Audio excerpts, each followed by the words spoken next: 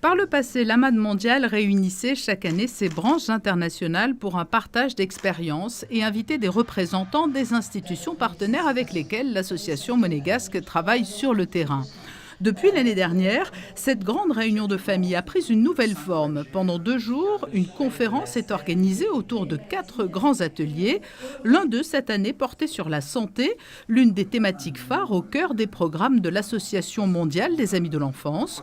L'ONG internationale Alima, fondée par d'anciens membres de Médecins du Monde, est venue présenter son projet destiné à lutter contre la mortalité infantile, un projet qui pourrait recevoir le soutien de l'AMAD mondial dans un avenir proche. Notre objectif à l'IMA, c'est de faire de la médecine transformative. Alors qu'est-ce qu'on veut dire par ça? C'est à la fois travailler dans les urgences, dans les pics pendant les épidémies, Ebola, du choléra ou dans les conflits, mais aussi dans les zones de très forte mortalité, où le seuil de mortalité est déjà haut, et il faut trouver une solution pour le ramener à un niveau plus bas. À l'IMA, nous, on a un impact premier direct qui est le soin, donc on soigne des patients.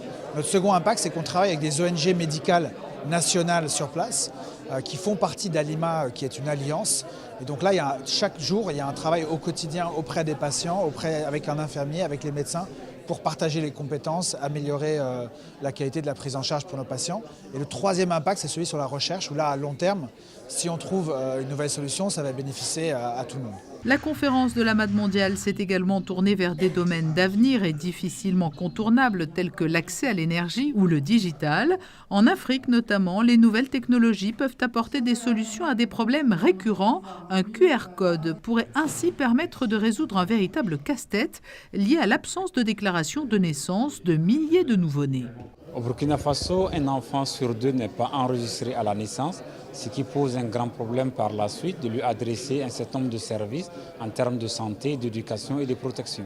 Pour faire face à ceci et permettre de bâtir un registre d'état civil qui puisse contenir tout le monde, on s'est mobilisé et adossé sur les innovations technologiques, notamment en passant par la téléphonie mobile et un bracelet spécial qui s'appelle bracelet à bulles. À la naissance du nouveau-né, la sage-femme est munue d'un smartphone avec l'application e-civil et aussi un bracelet à bulles.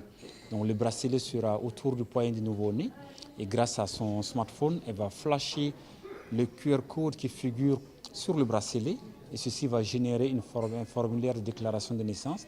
Chacun des ateliers a permis d'engager des réflexions sur des initiatives novatrices ou sur les bonnes pratiques. Depuis 2013 et l'adoption de sa nouvelle stratégie d'intervention, l'AMAD mondial est parvenu à mobiliser plus de 3 millions d'euros en faveur de projets qui ont tous pour point commun la protection de l'enfance contre la violence, les abus ou l'exploitation, l'accès à l'éducation, l'accès à la santé ou l'aide aux enfants réfugiés, migrants ou sortis de groupes armés.